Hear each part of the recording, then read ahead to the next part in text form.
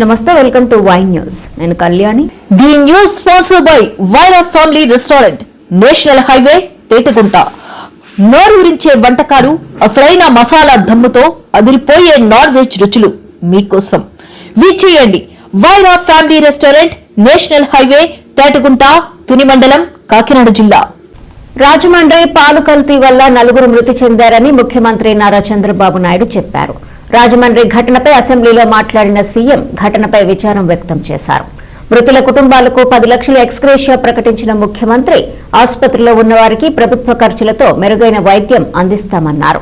ఇలాంటి సంఘటనలు పునరావృతం కాకుండా చర్యలు తీసుకుంటామన్న ఆయన పాలు విక్రయదారుణ్ణి పోలీసులు అదుపులోకి తీసుకుని సమగ్ర దర్యాప్తు చేస్తున్నారని అసెంబ్లీలో తెలిపారు.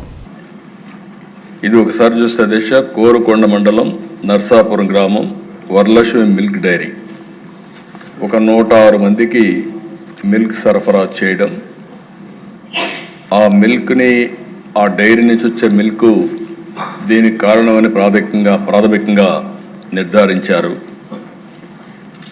దీనివల్ల దేశ ఇప్పటికే 4 చనిపోయారు, 8 మంది హాస్పిటల్లో ఉన్నారు, ఇంకా 2 వెంటిలేటర్ పైన ఉన్నారు. ఇవన్నీ కూడా ఎప్పటికప్పుడు మానిటర్ చేస్తూ వీళ్ళు కూడా చనిపోయిన వాళ్ళని చూస్తే 3 అయితే 70 ఇయర్స్ అబవ్ ఉన్నారు. కృష్ణవేణి 74, రాధాకృష్ణమూర్తి 76, శేషగిరిరావు 72, రమణి మాత్రం 58, 2 మహిళలు 2 పురుషులు ఉన్నారు. అయితే దిశ ఇవన్నీ చూసిన తర్వాత మొత్తం నమూనాలను కూడా తీసుకొని డిఫరెంట్ ల్యాబ్స్కి టెస్టింగ్ పంపించారు. ఎవరైతే దీనికి ప్రధాన కారణమైనటువంటి వ్యక్తి పోలీస్ డిపార్ట్మెంట్ కస్టడీలో కూడా తీసుకున్నారు. ఇన్వెస్టిగేషన్ ముమ్మరంగా జరుగుతూ ఉంది. ఈ నమూనాలు కూడా state food laboratory Hyderabad, state food laboratory Visakhapatnam, Vimta labs హైదరాబాద్కి నమూనాలు పంపించారు. కేసు కూడా ఎవరైతే మృతురాలు తాడి కృష్ణవేణి కుమారుడు సీతారామయ్య ఇచ్చారు, దాన్ని ఆధారంగా చేసుకుని 194 సెక్షన్ కింద బిఎన్ఎస్ఎస్ కింద సెక్షన్ 174 సిఆర్పిసి కింద కేసు కూడా బుక్ చేశారు. ఇతను ఎవరైతే డైరీ మెయింటైన్ చేస్తున్నాడో అద్దాల గణేశ్వరరావు, అతన్ని పోలీసులు తీసుకుని మొత్తం కూడా ఇన్వెస్టిగేషన్ చేస్తున్నారు. ఏదేమైనా దిశ అన్ని విధాలు కూడా 360 డిగ్రీ ఇప్పుడే మంత్రి గారు చెప్పినట్టు ఎంక్వైరీ చేస్తున్నాం.